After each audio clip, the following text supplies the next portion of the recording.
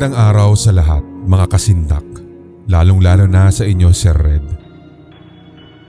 Pasensya na kung medyo magulo ang pagkikwento kong ito sapagkat on the spot ko rin po kasi itong isinulat. Ito po ay patungkol sa panaginip ko na hindi ko po talaga malilimutan at sa tuwing akin pong naiisip o naaalala, sobra-sobrang kaba ang aking nadarama. Ito yung exact feeling ko nung ako'y nagising mula sa masamang panaginip na iyon. Sa loob ng panaginip ko kasing iyon, Sir Red, ay ganito ang nangyari. Inutusan daw po kaming bumili sa isang tindahan at kasama ko yung kapatid ko sa aking panaginip. Hindi ko na nga din po alam kung anong oras na iyon, basta ang malinaw lamang sa aking memorya ay bigla pong nagbago ang buong paligid namin. Bigla po talagang parang nagkulay pula ang lahat.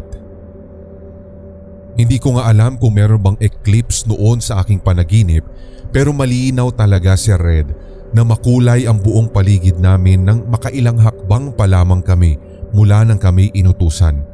Subalit bigla-bigla po talaga na naging pula. Hindi ko din tuloy masasabi kung ito ba ay dapit hapon na o kaya naman ay papasikat pa lamang ang araw. Basta't nagtuloy-tuloy lamang kami sa paglalakad. Marami nga po kaming puno na nadaanan at yung iba pa nga ay nahuhulog yung mga tuyong dahon kapag humahangin ng malakas. So habang naglalakad kami at upang maiwasan din ang pagkabagot, nagkikwentuhan daw kami ng aking kapatid. Nagkikwentuhan kami ng patungkol sa mga nilalaro namin noong mga bata pa kami. Hanggang sa maya-maya pa nakita po namin ang isang figura ng tao sa hindi kalayuan. Itim na lang ang nakikita namin kasi medyo bigla din pong dumilim at nag-iba din po yung atmosfera. Nung medyo naaaninagan ko na po yung figura, doon ay napagtanto ko na nginingitian niya ako. Yung ngiti na hindi nakakahalina, bagkus ay isang ngiti na nakakatakot sapagkat kitang-kita ko rin, Sir Red, na tila ba nababanat yung mukha niya sa tuwing siya ay ngumingiti. Hindi ko nga po alam kung saang bahagi na ng mukha niya umaabot ang kanyang labi, kung kaya't bigla na lamang kami napatakbo papunta sa lugar namin. Papunta sa bahay. Takbo kami ng takbo hanggang sa napansin ko na hindi pala sumasabay sa pagtakbo ko ang aking kapatid at nang muli ko siyang nilingon, nakita kong naroroon na yung kapatid ko malapit sa nilalang na kanina pang umingiti. Pagkatapos noon ay doon na ako nagising. Yung sumunod naman ay parang totoo na siyang nangyari, though pakiramdam lamang siya. Maliit lang po kasi yung bahay namin. Yung kwarto ko, yung sala na maliit, tas pinto at palabas na ito ng bahay. Naisipan ko na matulog sa sala, doon sa gawing sofa na kung saan yung ulunan ko ay nasa gawing bintana. Marami na rin namang harang doon kaya hindi na rin po nagagamit. Nandun din kasi sa bandang labas yung labahan namin. Actually shared space po kasi ito dahil nangungupahan lamang kami. So nung doon na nga ako natulog sa sofa, yung paa ko ay nakatapat papunta sa kusina namin. Nakapatay yung ilaw kapag ako ay mag-isa. Mukha nga lang din po siya talagang malawak dahil wala po nakalagay sa gitna ng aming sala. Makakatulog na sana ako nang bigla pong may kumatok. Doon din ako nagulat, Sir Red, sapagkat ng aking pinakiramdaman, hindi po nanggagaling sa pinto yung katok. Nanggagaling ito sa ilalim ng sofa. Sa tuwing didilat ako, Sir Red, ay nawawala din yung pagkatok. Pero kapag pumipikit ako, bigla-bigla na lamang maririnig ko ang mga katok na iyon. So tinitignan ko ang buong paligid kahit na sobrang dilim pero wala naman akong maaninag. So ganun ulit. Mahihiga ako kaso kung ano-ano na ang pumapasok sa isip ko kung kaya't hindi na talaga ako ginanahan pang matulog. Ang nasa isip ko kasi noon, Sir Red, what if sa muling pagdilat ko ay muli kong makikita yung nilalang na nakangiti sa akin? Paano naman din kung sakaling ibang nilalang na siya at yung mukha niya ay nasa harapan ko na? O hindi naman kaya ay may mahahawakan akong kamay sa gilid ko? Basta samot-sari na talaga ang naiisip kong katatakutan hanggang sa eto na't makukuha ko na sana ang idlip ko nang muli ay nagparinig na naman ang katok. Kaso sa pagkakataong ito ay hindi ko na binuksan muli ang aking mga mata. Nilalabanan ko ang antok pero hindi ko kaya. Basta't sa isip ko, tila baga kinakausap ko yung nilalang na gumagawa nito at sinasabing, "Parang awa mo na. Please patulugin mo naman ako at may pasok pa ako bukas." Kaso Sir Red, hindi po tumitigil kahit na makailang ulit kong idinilat ang aking mga mata. Kaya in the end, pumasok na lang ako sa loob ng kwarto at doon na natulog.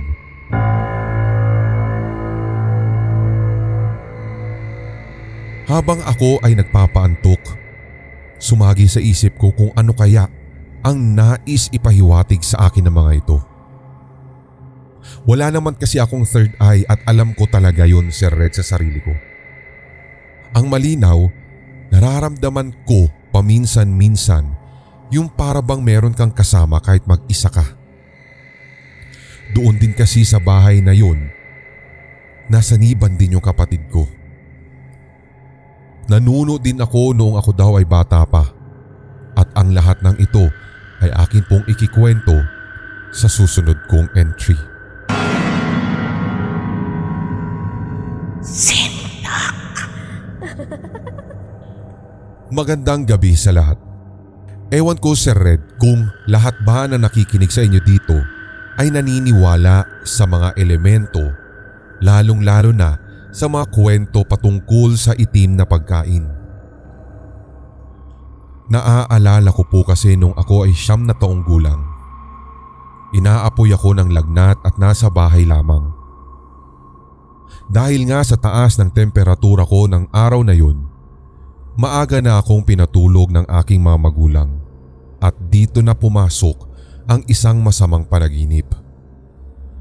Sa panaginip ko daw na iyon, Sir Red, ay pumasok ako sa isang malaking bahay na kulay puti ang buong paligid. Sa sobrang kaputian nga niya, Sir Red, umabot na rin sa punto na parang nasisilaw ka. Doon nga ay napansin ko ang mahabang mesa at talagang matatakam ka dahil ang daming pagkain. Kung gaano naman ang ikinaputi ng bahay at lahat ng mga gamit doon, ay siya namang pagkaitim ng lahat ng mga pagkaing nakahain. Doon ay hindi ko talaga malilimutan na kahit kulay itim, alam kong mansanas yung isa. Marami din pong mga saging, may kanin na gabundok at ang daming ulam. Kung tutuusin ay napaka-peaceful nung bahay. Napakalinis, ang gandang tingnan. Hanggang sa nagulat na lamang ako dahil may lumabas na isang lalaki at siya din po ay naka-all white na damit. Mukhang gwapo siya at kumbaga sa umpisa pa lang ay mapagkakatiwalaan mo na. Yun bang gustong-gusto mo siyang kausapin, pero ano ba yung malay ko sa gwapo o hindi nung time na iyon, basta't ang alam ko ay mukha siyang malinis. Matangkad at shiny yung damit niyang all white. Inanyayahan nga niya ako, Sir Red, na kumain. Ang sabi niya, mukha daw kasi akong gutom. Eksakto at marami siyang inihain. So dahil nawiwirduhan ako sa kulay ng mga pagkain na nakikita ko, although alam ko kung ano-ano ang mga iyon, napatingin na lamang ako. Hindi ko nga din po matandaan kung ang sinabi ko ba ay ayaw ko o wait lang. Natatandaan ko lang Tinititigan ko ang mga pagkain na animoy natatakam at parang isang bulong na lamang ng hikayat ay kukuha na talaga ako. Hanggang sa bigla ko na lang naisip, Sir Red, na para bang nag-playback sa isipan ko ang sinabi ni apong ko, si Lola, na kapag dumating daw yung araw na ako ay mananaginip na merong nagbibigay sa akin ng pagkain na kulay itim, ay wag na wag ko daw itong kukunin at mas lalong wag kakainin. Dahil doon, hindi po talaga ako kumain ng mga inihain ng gwapong lalaki, basta't bigla na lamang akong nagising matapos nun.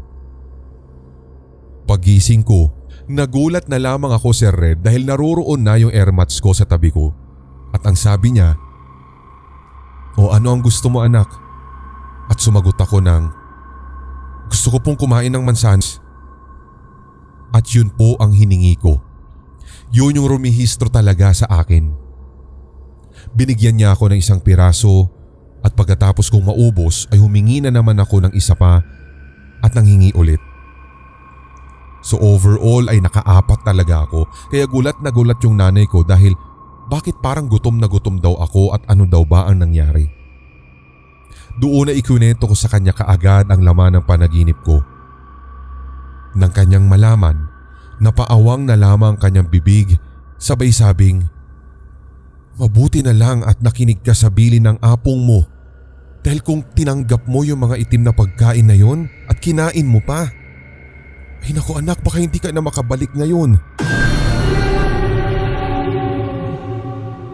Hindi na rin naman po naulit yung panaginip na iyon sa awa ng Diyos. Pero bigla ko na lamang pong naiisip paminsan, nasaan na kaya ako ngayon kung kumain ako ng mga inihain na itim na pagkain? Ako ba kaya'y buhay prinsesa na sa mundo ng mga elemento? Ang katawang lupa ko kaya ay agnas na sa ilalim ng lupa? O hindi kaya katulad ng nasa ibang kwento na kapag ikaw ay sumama sa mundo ng mga elemento, hindi kaya't ang magiging katawan mo sa loob ng kabaong ay isang puno ng saging?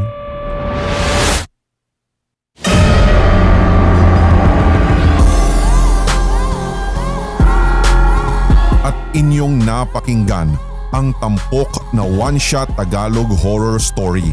I-like, mag-comment at i-share ang episode na ito sa inyong social media, mga certified kasindak. Huwag pahuhuli sa mga bagong kwentong katatakutan dito sa ating channel, kaya pindutin na ang subscribe button at ang notification bell. Hanggang sa susunod na kwentuhan dito sa Sindak Short Stories.